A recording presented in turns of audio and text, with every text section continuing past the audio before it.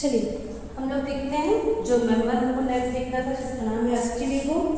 ठीक है, तो सबसे पहले अगर हम इसके क्लासिफिकेशन की बात करें, वर्गीकृत स्थिति की, तो हमको पता है कि डिवीजन टू माइकोटा का है। सब डिवीजन बेसिडियोमाइकोटा, जिसके बारे में भी हमने कुछ प्रॉपर्टीज देखी। उसके बाद इसकी जो क्लास आती है उसको टेलियोमाइसीटीज कहते हैं, क्योंकि इसके अंदर स्पोर बनता है जिसको टेलियोस्पोर कहते हैं। ठीक है, उसके बाद इसका ऑर्डर है अस्टिलेजिनस, इसकी फैमिली है अस्टिलेजिनेसी और जीनस है अस्टिलिगो। ठीक, तो ये जो अस्टिलिगो है बहुत सारी डिसीज करते हैं प्लांट में। ठीक है, इसका जो नाम है वो लैटिन भाषा अस्टि से लिया गया है, जिसका मतलब होता है बर्न, मतलब जला हुआ। ये आपको गेहूँ, मक्का, जौ, बाजरा वाले जितने भी प्लांट हैं उन्हें डिसीज करता है और स्मट डिसीज करता है। डिसीज का हमने पहले पढ़ा हुआ सिम्टम, बिल्कुल जब इसका इन्फेक्शन होता है तो आप अगर गेहूँ के दाने को छुएंगे और उसको आप दबाएंगे तो ऐसे राख जैसा वो काला काला जो फंगस होता है वो निकल आता है। ठीक है, तो ये इसके जो स्पोर्स होते हैं वो राख के समान होते हैं। इनकी लगभग 300 जातियाँ हैं जो सीरियल क्रॉप्स, जो धान्य फसलें हैं उनको उनमें रोग उत्पन्न करते हैं। ठीक है, और इसलिए इनको स्मट फंजाई भी कहा जाता है, क्योंकि स्मट डिसीज करते हैं। आपको ऑब्जेक्टिव में पूछ सकता है कि स्मट फंजाई किसको कहते हैं, आपको याद रखना पड़ेगा किसको, अस्टिलिगो को। ठीक है, उसके बाद नेक्स्ट पॉइंट ये होते हैं ऑटोशियस, हिंदी में इसको कहते हैं एकाश्रयी, मतलब ये अपना पूरा लाइफ साइकिल एक ही होस्ट के ऊपर गुजारेंगे। जैसे मैं आपको पिछले उसमें भी बता रही थी, अस्टिलिगो एक ही होस्ट पे अपना पूरा लाइफ साइकिल, जैसे अगर वो गेहूँ वाला है तो गेहूँ में ही पूरा लाइफ साइकिल बिताएगा, मक्का वाला है, जौ वाला है, जो भी वाला है उसको एक ही होस्ट लगता है। ठीक है, दो तरह की ये स्मट बनाता है। एक को कहते हैं लूज स्मट, जो आपको जनरली गेहूँ और मक्का में देखने को मिलेगा। एक होता है कवर्ड स्मट, जो आपको जौ में देखने को मिलेगा। लूज स्मट मतलब आप ऐसे छूओगे और आपको राख के जैसे लगने लगेगा, तो उसको लूज स्मट बोलते हैं। जो कवर्ड स्मट रहता है वो थोड़ा सा पैक रहता है, उसको जब आप कवर्ड वाले को क्या कर सकते हैं, ढके रहता है वो किसी न किसी भित्ति से, और दाने निकालने के लिए जब उनको काटा जाता है तब वो क्या होता है, अलग होते हैं। और बाकी लूज वाले को तो आप छुएंगे और वो आपको राख के जैसे अलग मिल जाएगा। तो इनकी बहुत सारी प्रजाति है, लगभग 8 प्रजातियों के नाम हमको बुक में दिए हुए हैं, जो अब आपको जौ पे, गेहूँ पे, दूब घास पर, मक्का में और गन्ने में भी ये बहुत सारे डिसीज करते हैं। उसका हम 2 के नाम आप याद रखेंगे, है ना। एक होता है वीट का, सबसे ज़्यादा जो इम्पोर्टेंट है गेहूँ का, अस्टिलिगो ट्रिटिकाई करके ये होता है। ठीक है, उसी का यहाँ पर हम लोग लाइफ साइकिल को जो है वो देख रहे हैं। ठीक है, इनमें 2 तरह के माइसीलियम पाए जाते हैं। पहले क्लास में मैंने बताया एक प्राइमरी माइसीलियम और एक सेकेंडरी माइसीलियम, प्राथमिक और द्वितीय। प्राइमरी वाले माइसीलियम में सिंगल केंद्रक होता है, वो सिंगल न्यूक्लिएट होता है, यूनिन्यूक्लिएट, और जो सेकेंडरी होता है वो डाइन्यूक्लिएट होता है, ये भी देखा हुआ है।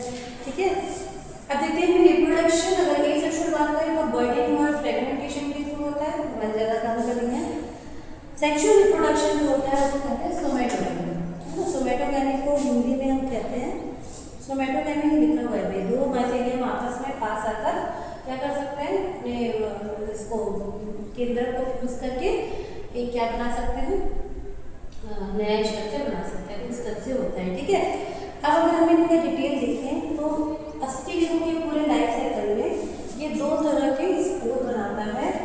एक को कहते हैं टेलिक्योस्पोर।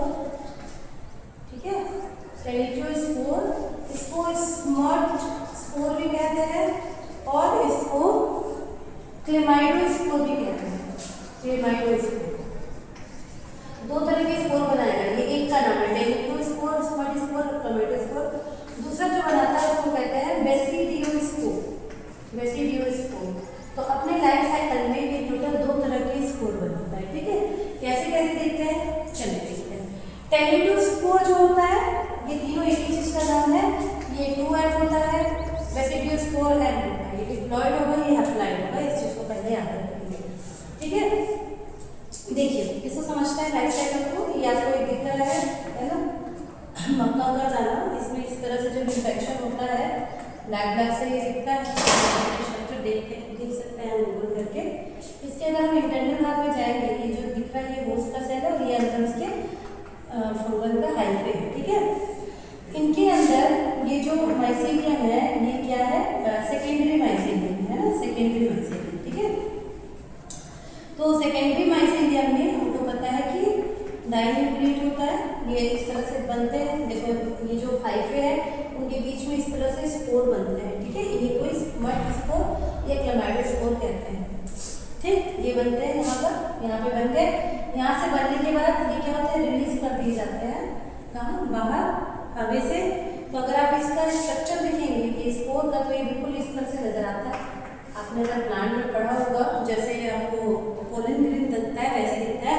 2 लेयर में ये बना होता है, ऊपर वाले लेयर को एक्साइन कहते हैं, अंदर वाले को इंटाइन बोलते हैं। ऊपर वाला बहुत ऐसे न्यूक्लियर टाइप से ये रहता है, ठीक है। इनके अंदर इस तरह से 2 न्यूक्लियस पाए जाते हैं। आगे चल के क्या होता है, ये जो स्ट्रक्चर है, जो न्यूक्लियस है वो आपस में ऐसे फ्यूज हो जाते हैं, 2x कहते हैं उनको, और मियोसिस करके ये इस तरह से फिर से 2 न्यूक्लियस बनाते हैं, जिनको एक एक्साइन एक जगह से हट जाएगा, जैसे मान लीजिए यहाँ से हट गया, और इस तरह से एक स्ट्रक्चर निकलेगा जिसको प्रोमाइसीलियम कहेंगे।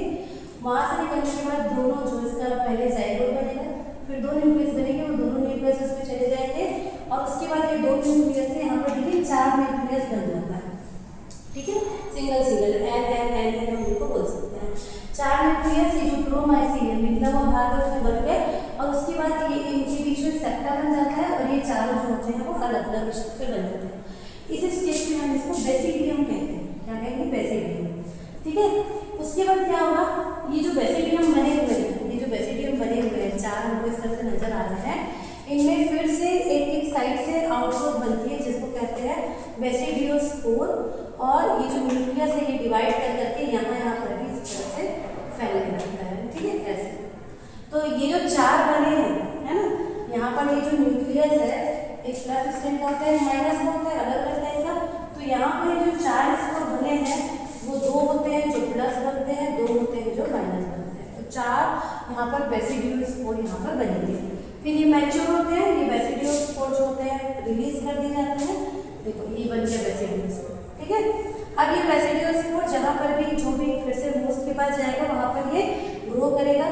प्लस वाला अपना ऐसे प्लस वाले स्ट्रीम में ग्रो करेगा, माइनस वाला अपना ऐसे अलग से माइनस वाला ऐसे ग्रो करेगा, ठीक है। फिर ये यहाँ पर आ गए, मान लो ये वाला जो है ये फिर से होस्ट सेल में आ गए। ये जो एक ग्रो किया हुआ ये प्लस स्ट्रीम वाला है, ये मान लीजिए माइनस स्ट्रीम वाला है। फिर दोनों आपस में आके मिलेंगे यहाँ पर, प्लस और माइनस स्ट्रीम वाला, और फिर ये इस तरह से हमको जो इन्फेक्शन है वो ले जाता है। तो इनको हम पूरा का पूरा एक लाइफ साइकिल जो अस्टिलिगो का है वो बोल सकते हैं। ये अपना लाइफ साइकिल, ये जो पूरा लाइफ साइकिल है ये एक ही होस्ट में कंप्लीट करता है। जैसे अगर हम यहाँ पर इसकी बात कर रहे हैं अस्टिलिगो ट्रिटिकाई की, तो ये वीट में ही कंप्लीट करेगा। देखो ये वीट में ही साइकिल चलेगा। 2 टाइप के स्पोर है, ये वाले को कहते हैं टेलिटोस्पोर, ये वाले को कहते हैं बेसिडियोस्पोर। टेलिटोस्पोर 2n होता है, ये जो है आपका टेलिटोस्पोर यहाँ पर लिखा है स्मट स्पोर, ये टेलिटोस्पोर, ये 2n होता है। इसी में ग्रोथ होकर आगे बेसिडियोस्पोर बनता है। बेसिडियोस्पोर जो होता है वो n होता है सिंगल, ठीक है। फिर ये आएगा यहाँ पर 2 अलग अलग n वाले आपस में मिलेंगे, इन्हीं के बीच सोमेटोगेमी होगा, और फिर से इस तरह से क्या करते हैं, डिसीज करते हैं, ठीक है। तो अगर आप बुक में देखेंगे तो इसको बहुत अच्छे से पूरा डिफाइन किया गया है कैसे। तो पहले लिखा है फॉर्मेशन ऑफ स्मट स्पोर या टेलिटोस्पोर या क्लेमाइडोस्पोर, ये कैसे बनेगा इसको यहाँ पे पैराग्राफ में बहुत अच्छे से दिया हुआ है। इसकी संरचना के बारे में दिया हुआ है हेडिंग करके, ठीक है। स्मट स्पोर अथवा टेलिटोस्पोर की संरचना, ठीक, इसको ब्रांड स्पोर भी कहते हैं, देखो बहुत सारे नाम है। फिर इनका जर्मिनेशन कैसे होगा, ये वाला जो पॉइंट है इसको जर्मिनेशन कहेंगे पूरा। इनका जर्मिनेशन कैसे होगा इसको अलग से हेडिंग करके दिया हुआ है, ठीक है। और जर्मिनेशन के बाद मैंने बुक में टिक किया हुआ है, आपको पढ़ना है इन्फेक्शन थ्रू स्टिग्मा, वो आने में ये वाला क्वेश्चन फिर आगे का दिया हुआ है। बुक में थोड़ा अलग दिया हुआ है, आप इस डायग्राम को याद करके मैंने जैसे बताया है आप उस तरह से इसको पढ़ेंगे तो आपको ये बन जाएगा, ठीक। फिर यहाँ पर आप देखेंगे तो यहाँ पे क्या दिया हुआ है, इसकी लाइफ साइकिल को दिया हुआ है। जो हमने यहाँ पर बनाया उसी को यहाँ पर बुक में लाइफ साइकिल के फॉर्म में दिया हुआ है, तो आपको बिल्कुल इजीली समझ आ जाएगा। देखिए यहाँ पर देखिए, ठीक है। ये हो गया डाइकोरेटिक माइसीलियम और वीट प्लांट, ये वाला क्वेश्चन डाइकोरेटिक, इसमें बनेगा स्मट स्पोर, ये वाला जो है स्मट स्पोर। उसके बाद इनमें हो गई कैरियोगेमी, 2 न्यूक्लियस के पूरा कैरियोगेमी